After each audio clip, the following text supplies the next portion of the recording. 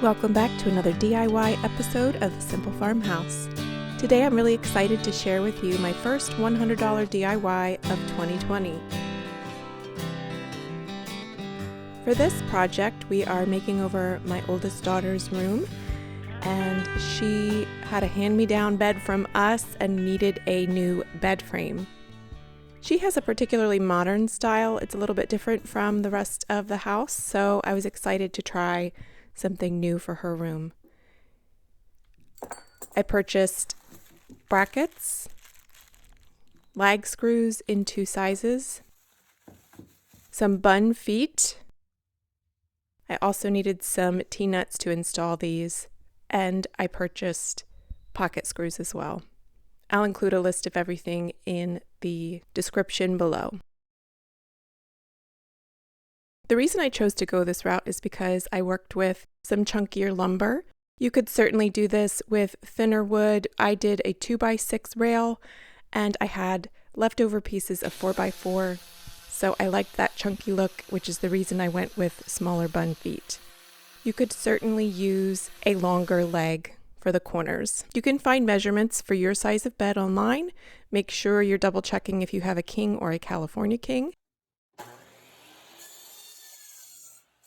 So I chose to install the corners with lag screws. My hope is that this is sturdier than using pocket screws, which is normally how I assemble furniture. I used a 1-inch lag for the rails and 1.5 for the corners. I actually assembled it on the carpet so that it would have a little bit of lip coming into the corner, just to give it some dimension.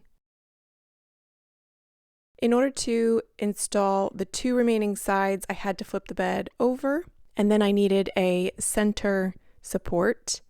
So I measured for that and installed that using pocket screws.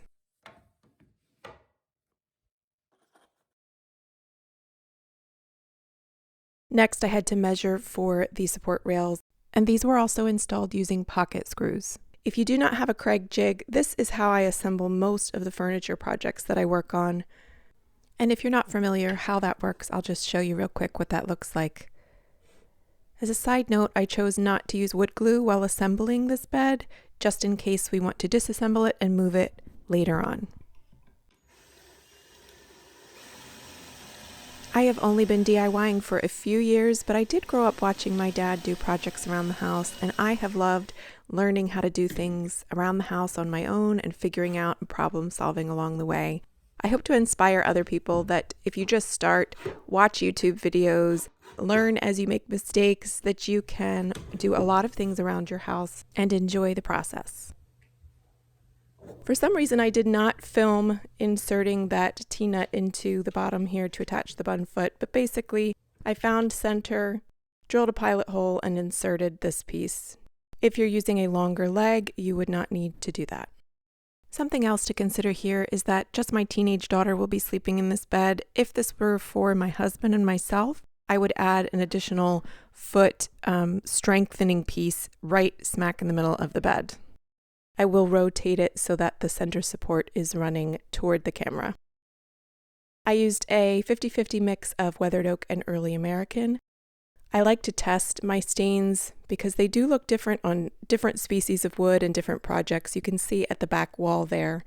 I tried a little heavier on the early American and it was a little too dark, so I added some more weathered oak. And you can see that on the left, that's the color that I went with. This project was inspired by a nearly $500 version, and my version is about $100. And this is how it turned out.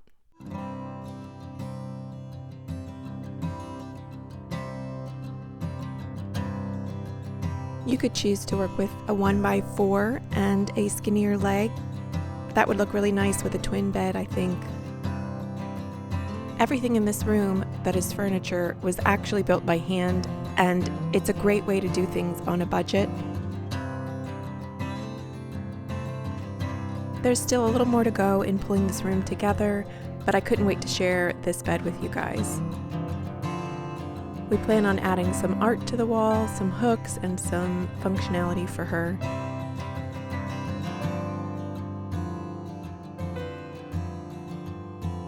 If you found this video helpful, hit that subscribe button and tap the little bell to receive notifications, and find out how the rest of this room comes together.